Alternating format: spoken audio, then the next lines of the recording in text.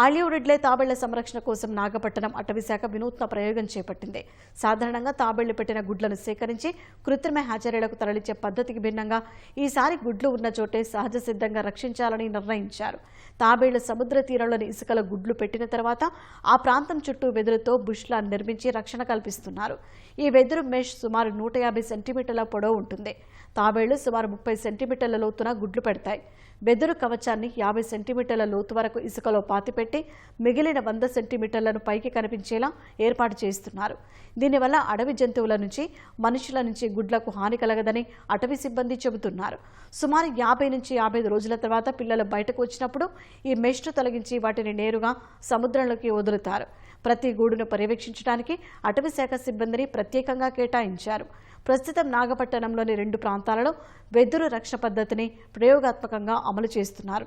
ఇది విజయవంతమైతే రాబోయే సంవత్సరాలు మిగిలిన చోట్ల ఈ విధానాన్ని అమలు చేస్తామని అటవీ రేంజ్ అధికారి శ్యామ్ సుందర్ తెలిపారు.